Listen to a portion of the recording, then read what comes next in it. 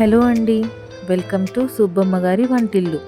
ఈరోజు మన ఛానల్లో కూరగాయలు లేనప్పుడు చాలా ఈజీగా చేసుకునే ఆమ్లెట్ పులుసు ఎలా చేయాలో ఇప్పుడు మనం చూద్దాం. దానికోసం ముందుగా ఆనియన్స్, పచ్చిమిర్చి, టమాటో కట్ చేసి పక్కన పెట్టుకోవాలి.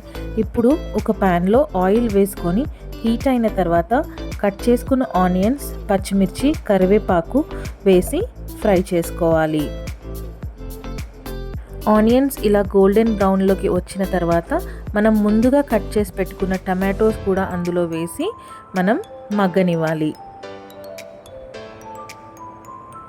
టమాటోస్ మగ్గిన తర్వాత అందులో కొంచెం పసుపు, టేస్ట్కి సరిపడా ఉప్పు, కారం వేసి ఒక 2 మినిట్స్ ఫ్రై చేయాలి.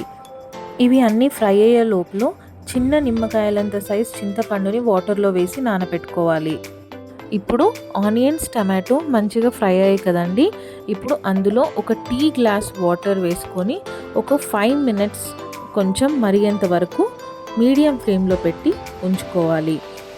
5 మినిట్స్ తర్వాత అది ఇలా బాయిల్ అయినప్పుడు మనం కొంచెం చింతపండు పులుసు వేసుకోవాలి. వేసుకొని మంచిగా కలపెట్టుకొని ఒక 5 మినిట్స్ మరిగించుకోవాలి. మీడియం ఫ్లేమ్లో పెట్టి మరిగించుకోవాలి. ఆ మరుగుతున్న దాంట్లో కొంచెం బెల్లం ముక్క కూడా వేసి మూత పెట్టుకొని దగ్గర చేసుకోవాలి. పులుసు మరిగే లోపల మనం ఆమ్లెట్స్ ఎలా వేసుకోవాలో ఇప్పుడు చూద్దాం. గిన్నెలోకి ఎగ్ బీట్ చేసుకొని ఆమ్లెట్స్ వేసుకోవాలి. గుర్తుపెట్టుకోవాల్సింది ఏంటంటే ఎగ్ బీట్ చేసుకున్నప్పుడు సాల్ట్ వేయకూడదు. వేయకుండానే మనం ఆమ్లెట్స్ వేసుకొని పక్కన పెట్టుకోవాలి. వేసుకున్న ఆమ్లెట్స్ని పీసెస్గా కట్ చేసుకొని ఇప్పుడు పక్కన పెట్టుకోవాలి. మరుగుతున్న పులుసులో కట్ చేసుకున్న ఆమ్లెట్ పీసెస్ వేసి సిమ్లో 5 to 10 మినిట్స్ వరకు దగ్గర చేసుకోవాలి. 10 మినిట్స్ తర్వాత కొత్తిమీర వేసుకొని స్టవ్ ఆఫ్ చేసుకుంటే వేడి వేడి ఆమ్లెట్ పులుసు రెడీ అయిపోతుంది.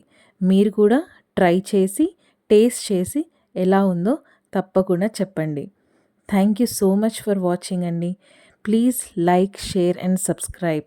మళ్ళీ మరొక వంటతో కలుద్దాం. థ్యాంక్ యూ సో మచ్ అండి.